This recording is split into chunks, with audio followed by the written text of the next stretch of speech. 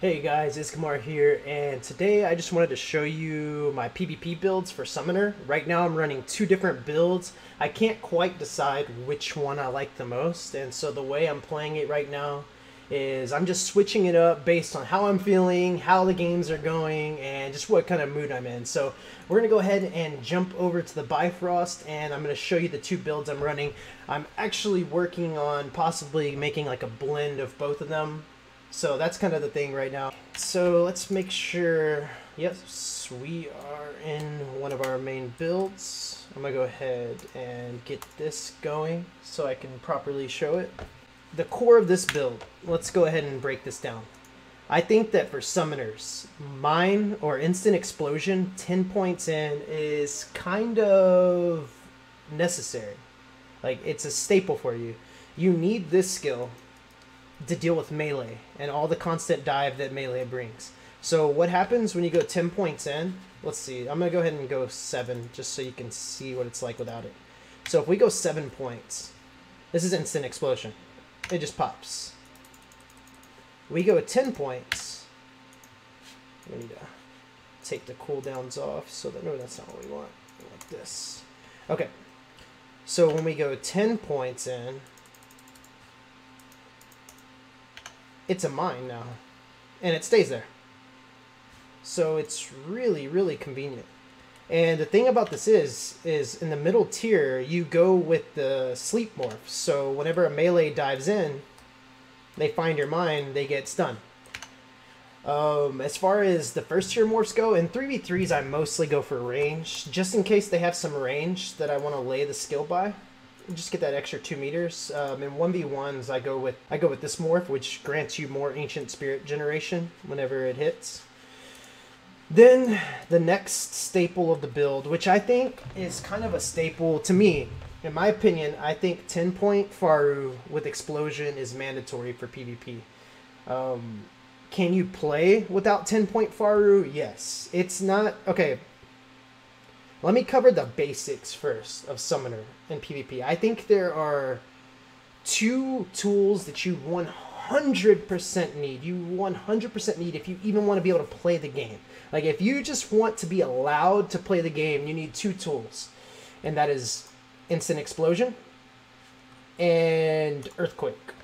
And I already explained why Instant Explosion. With Earthquake, you need at least 7 points into Earthquake. And the reason for that is that at 7 points, you can morph it so that it gives you CC protection. So it doesn't protect you against all CCs. Status effects will go through it. So Frost. Actually, Frost doesn't go through it from what I've seen. The status effects that go through it are stuns and shock. So this will protect you from displacement. This will protect you from hit stun. This will protect you from Frost. And it's extremely useful, and it allows you to play the freaking game. It'll allow you to get things off against fighters, against most classes if they don't have one of their status effects up that can actually eat through it. And I actually am at the point to where I like running 10 points in it right now, because at 10 points, it increases the radius 50%. It's huge. It's just really big. Whenever you're only going 7 points in, which is what I used to do, it's a lot harder to, for sure, get off. Let's see. Let's just morph that. So look at that. When you go 10 points, you can almost guarantee that you're going to land it on the target you want to land it on for the most part, and possibly hit multiple targets. Okay. So those are the two necessities. I'd honestly also almost count Release Will as a necessity, because it's another tool that allows you to deal with melee. The way PvP flows, it's really hard to explain in this game right now. It flows in a way that I do like. It's really, really fast paced. But since CC is in such a horrendous place, and the moment to moment, it's just like bap, bap, bap, bap. It's just constant motion at all times, constant movement, constant threats. It's just the fight's always moving. The fight's always moving. It's always rotating, and there's always a looming threat.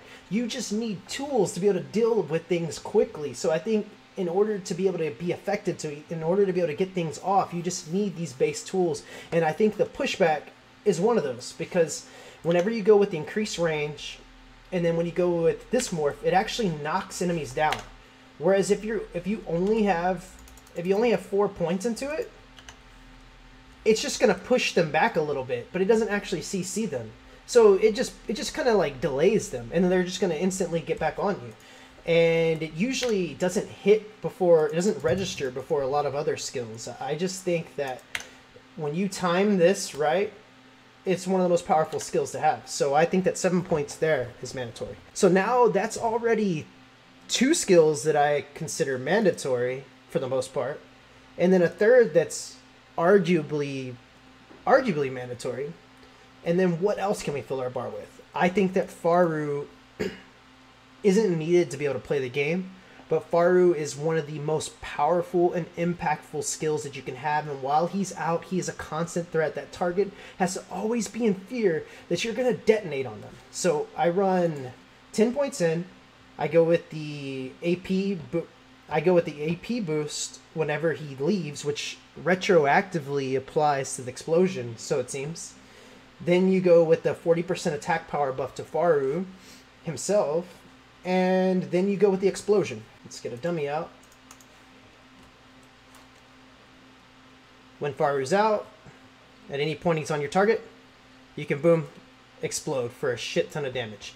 It's just a constant threat that people really have to worry about, and it can change fights. Faru has probably the most devastating, I guess, he has the most devastating impact for the lowest opportunity cost out of pretty much all of the summoner skills, and that's why I just can't even fathom running a build without him. Because let's just look at one problem with the pets.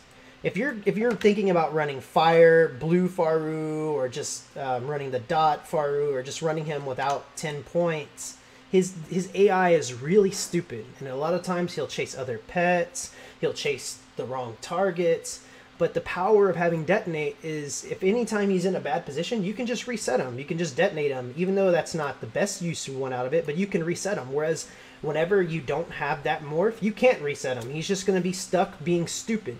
And you can also luck out when he's being stupid. Say you're going against other summoners and he's on one of the summoner pets. The fight can move to where it's near enough to him that people will still get hit by the explosion radius. So I think that skill is just really, really important.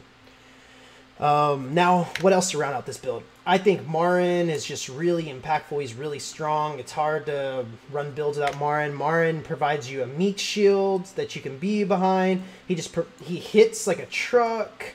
He's always chasing your target. In this build, I run 7 points and run the stun, which gives you an extra source of CC. It's not reliable, though. He has to be lined up right, or else he'll whiff. But when it does line up, it hits really hard, especially when you do it right after the detonate. So whenever you do it right after the detonate, it'll get the AP boost. And it hits really, really hard. As you see right there, I think it hit white for 3k. And then the bread and butter of this build, the bread and butter damage, my constant threat to really shred people, other than Faru, is 10 points in the Winged Spirit. I go with the Mana Morph just because it helps my mana economy in PvP. I go with the crit morph in order to get higher crits. I used to run Radius in PvP, and I still do in my other build, just because I'm only 7 points into it.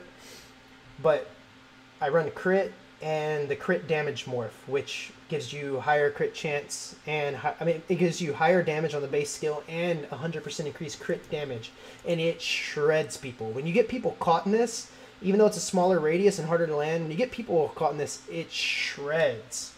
So that's just like the bread and butter in this build, and this build is much higher damage than my other build. Now, rounding it out, I think that Seed, you can make builds without Seed. Seed doesn't have to be in your builds, but I really, really, really like 10-point Seed. I used to go Big Plant and Snare, but lately I've been finding that if I can place the small plants with poison at the right time to where it's in a melee fight, it can just really unload a lot of damage. It's really, really big damage, and they'll stack that poison so quick. So the morphs basically, I go is the increased uptime, poison stacks, and then multiple seeds. If you go big plant for the increased range, which is really nice, and it hits harder on its own, If you go big plant, it only stacks up to 9 on a stationary target. It only gets to 9 stacks, whereas with the multiple plants, it'll actually cap out at the 20 stacks. So it's really, really strong. Some people run Armor Shred, but if you're going to run Armor Shred, you wouldn't run multi-plants because it's not anything that stacks. It just needs to be applied once. And you would go with the increased range. But I just really like the damage from poison pets right now. And to round out the builds, we have Horse, just 4 points in. That's all I can afford with the Lightning proc. It's pretty much the highest damage choice there. And I just run that as another source of knockback. It hits decently. It hits for a decent amount. It's not really going to nuke anyone, but it's on a low cooldown and it's an extra source of knockdown. It's an extra way to keep targets off of you, to lock down your targets. There's a lot you can do with it. For example, you can anti-cancel with your dodge and get it out quicker. And that's really useful when someone's moving in on you. So if a melee is about to charge me, I can do this and dash, and they will get hit by it, whereas I won't get hit. That happens a lot. You can see in my videos. And that's build number 1. And this build is the highest damage build that I have right now. I'm not saying you can't make a higher damage build, but this is the build that has the least amount of sacrifices for utility, but also putting out a crazy amounts of damage. I'm actually able to play the game as much as the melees will allow me, as much as Battle Masters will allow me to play, but I can also be a big threat. So I was sitting here editing the video, and I realized that if I included both builds and gameplay from both builds, this is going to end up being like a 40-minute video. So what I'm going to do is I'm just going to round this video out with the gameplay from the first build, and then I'll make a separate video for the second build. So one thing I forgot to add was that the stats I'm currently running in PvP, I'm running usually a good split between haste and crit. I'm a bit lower on the crit than I normally run. I'm usually around 16 to 18%, but I just got some upgrades and I didn't get as much crit on the rolls, and I didn't feel like spending a lot of money, so this was good enough for me. But I go a lot of haste because it's a really loaded stat. It gives you increased attack speed, which actually increases your animation speed. So it allows you to get out of animations faster. It allows you to get your animations off faster. It also increases your auto attack rate. It also gives you movement speed, so you get increased movement speed. And then you also get cooldown reduction. So as you can see from that third one, I am at 11.8% cooldown reduction right now. So basically 12%. And then crit, that's obvious. It just increases your crit chance, which is really, really big for Summoner, especially for a Winged Spirit build. It hits like a truck. And then my PvP runes that I'm currently running. I run this rune, which whenever I dash, it cleanses all snares on me, and it increases my movement speed by 30%, which is really nice with a lot of haste, because that's basically 40% movement speed. So that allows me to get gaps and create gaps from melees and just kite better. And then I'm running the increased mana rune, so I have 20% extra mana in PvP, which you do bottom out a lot, so that's really big.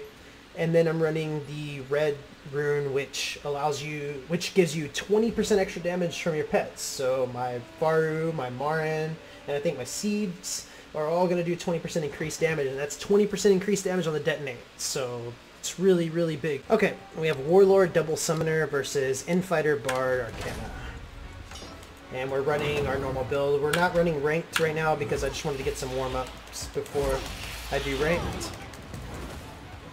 Arcana is going to be looking to dive. Try to get 2 right here. Failed on that. I'm going to go ahead and ult early. Get a big knockdown. Ooh, I got nothing on this Infighter. Please don't make me regret. She made me regret ulting. I got very little value out of that ultimate. At least she didn't get hit by any of that. That was crazy. Okay. Oh, she was actually pushed into it. As far as ulting, gotta get back. It's really nasty. Bard ult's so hard to see sometimes. And one thing that's really big but hard to pull off in PvP, but when you can, is canceling your auto attack animations. so you can get faster auto attacks out. But it can also get you in a lot of trouble if you don't do it right. You can also be focused so hard on canceling your auto attacks that you commit bad movement. And you don't notice threats coming in, so always be careful of that.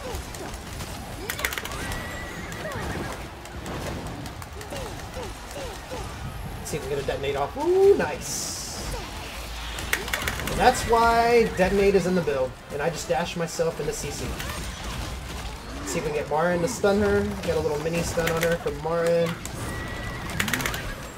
Dash out of her shock effect. Ooh, didn't notice her coming back in. Go ahead and knock her down. Damn! Look at that burst. Okay, this is why we do a warm-up match before. Do some warm-up matches before we go into ranked. And I'm not always this smart. Sometimes I hop right in, which is not a great thing to do. Where is my pet at? Come on, Faru. Double detonate, please. I think I only got one. Need to put a mine to protect myself. I'm just gonna go ahead and winged spirit on myself. I wish that could heal me. Gonna drop our poison plants right here. Go for a big earthquake over 2 people. Only got 1, but it's okay. Ooh, she is CC'd in our plants. See, I almost auto attack walked myself into her AoE. Get a little stun on her with Marin. I'm just gonna blind detonate. Let's see if I can get the detonate off before he leaves. God dang it. Nope, didn't get it. Wings isn't high value when you don't land it. I thought that was another summoner's, like an enemy summoner, so I was trying to dash out of it. Let's go ahead and kill for our summoner.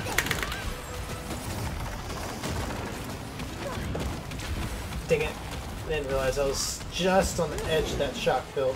We can get a knockdown here. Or just a blind detonate, naked detonate. No CC setup required.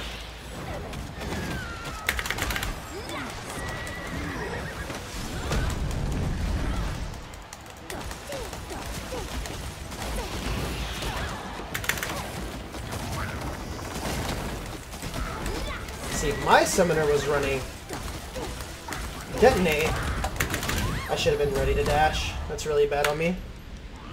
I was too worried about my auto canceling and wasn't tracking that my dash was off cooldown.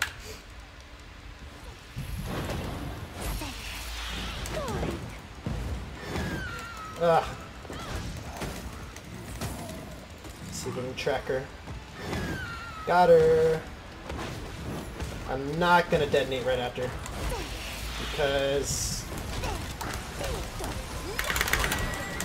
got you. See, that pushback saved us. The extra range on it made me move back further. I'm not gonna use my rollout right away. Sometimes you gotta be really careful with your rollouts. If you waste it, it could mean you're dead.